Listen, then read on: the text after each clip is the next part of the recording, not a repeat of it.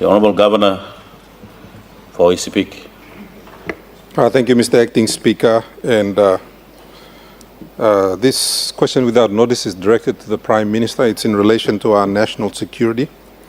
And I did ask a series of questions on this matter earlier. And this is in relation to the status of the inquiry report by the special appointment into the recruitment processes of the PNG DF, Mr. Acting Speaker. It is my understanding that the report is complete and it is either with the Prime Minister or before Cabinet. And I'd like to ask a series of questions in relation to that. Number one, when will the Parliament be expecting to receive that report so that members may peruse it and discuss the details within that? It is in relation to that same question. It is my understanding that the previous minister may be implicated in that report, and I'd like to ask the Prime Minister to explain the rationale behind appointing that same minister to a new ministry so that all of us may understand why that was done rather than leaving the minister aside until all questions are answered in that particular report that still needs to be tabled in Parliament. And the other question in relation to that is, my understanding is that there were a lot of very suitable candidates, young Papua New Guineans who had applied, and they are still waiting. And any future recruitments, particularly with these genuine applicants, may be dependent on the presentation of that report. So whatever the delays are, could I ask the Prime Minister to give an undertaking to expeditiously provide that report to the Parliament so that we may proceed with the recruitment of some of these fine young Papua New Guineans in the security of our country. Thank you, Mr. Acting Speaker. Honourable Prime Minister. All right, thank you, Mr. Acting Speaker. Me ask Dr. Thank you, Governor Blong. East Sepik, ask him this question. Pass them through report long this Mari Barracks recruitment issue in our come yet long office me. But 2 weeks ago I did directed Chief Secretary to be in haste with this report. So he advised me they're finalizing the report as I speak. And at my level, I am not privy to the details of this investigation. It is not my business also to ask. I may be sabotaging the independence of the investigation that is running. So giving them full respect to be independent and to assess in totality what happened at Mari Barracks. Now, it surprises me to hear that the leader asking the question, Governor of East Sepik, said maybe the former defense minister is implicated. I don't know what manner of information he has to make this sort of assessment and assumption. Until the report is complete, and if I, as the chair of NEC and in the wisdom of NEC who have directed for the investigation, are not privy to such detail of the report, then it just shows a level of political interest in this that is taking place. I asked the leader asking the question, how did he know that the former minister had some interest in this or was part of this? These sort of references, inferences, innuendos, and trial by media and trial by politicians. It's okay to raise national concern, but allow the process to be complete. And then once we have the full report on table, then you could be then debating on this matter. So I could be then in the position to see whether a minister concerned has infringed and whether he has right to be in cabinet or not to be in cabinet. When a process is run, I counsel all leaders.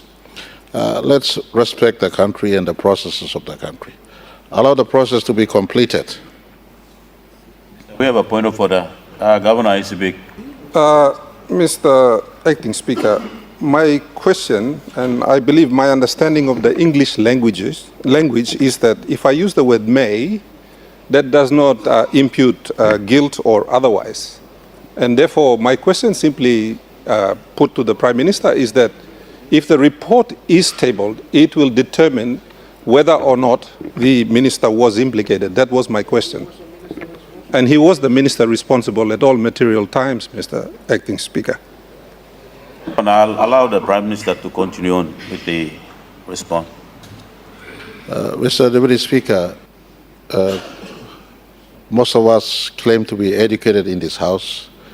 The basic etiquette of this Parliament, especially when standing order makes it explicit that there must not be innuendos, inferences, or assumptions. So the use of maybe is expressly an innuendo or assumption or inference.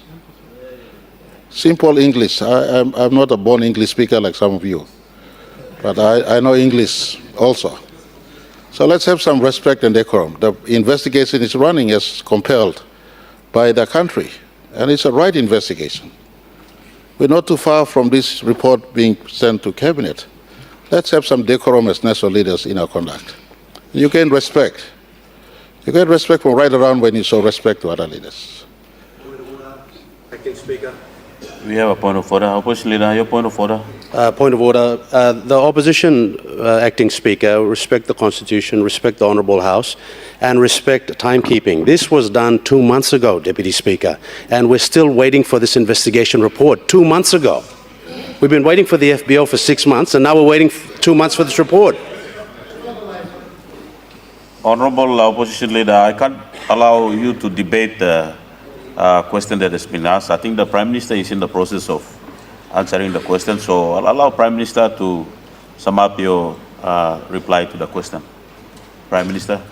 All right, I just want to, and I appreciate the opposition leader's quest for expediency. I am equally frustrated he is, and that's why I said in my reply earlier, 2 weeks ago, I asked the Chief Secretary of our country, where is this report? And that is me doing my job. I don't go and run the work that is run by those who are supposed to be doing the job. And once this report is complete, the country will have the benefit of reading this report. Defense force of our country is bigger than James Marape or the Honorable former Minister of Defense and now Minister for Health. If there is a reference to misconduct or influence, then at that point in time when the report is made available, then appropriate actions will take place. Defense is too important. This government have now synergized. We've given opportunity for over 10,000 young Papua New Guinean women and men to be employed into the Australian Defence Force. We also have made it absolute clarity. We want to raise our Defence Force, this government by policy. We want to have 5 battalions and a 7,000 strong, able Papua New Guineans in PNG Defence Force with similar work conditions paired with Australian Defence Force. Defence Force is in defence of our national sovereignty. We have over 800 kilometers of land border, over 30 kilometers of river border, and to protect our 5,000 kilometers square of EEZ in our country, the biggest or amongst the biggest in the Pacific. It's in our interest. So one small mistake or one small misdemeanor or a serious offense at Mari Barracks will be leaving no stones unturned. This is not the first time ever Mari Barracks has had this sort of incidents. And I appreciate the concern raised by opposition. They're there to do this sort of job and ask important questions. Mari Barracks have had continuous flaws in the recruitment process. If only Mari Barracks looks across to Konedobu, the Royal PNG Constabulary, the sister security force agency, now at 2026 has successfully recruited over 1,000 Papua New Guineans into the police force. We have another point of order, Prime Minister. Member for Abao. Thank you, Acting Speaker. Sorry, Prime Minister. There's no time left for other questions, so rather than dragging it on, I just want to highlight the principle of the East Sepik governance question. Honourable... investigation is stopped. Why do you appoint a minister? Investigation is stopped. What happens if he's implicated in this report coming? Then by Rausimem Kenya, that's the principle. Why didn't you wait? Honourable Member for Abao, I think the Prime Minister have made that answer clear already. And Prime Minister, like the member of Abao have stressed on the time, I would like you to sum up your question, reply, and we move on to the question time. Prime Minister. Mr. Deputy Speaker, Acting Speaker, with greatest respect, it's the principal questionnaire asked and qualified his statement by saying it's a matter of national importance. So in matters of national importance, I thought I'd take time to reply well. And the point of order made by member for Abao is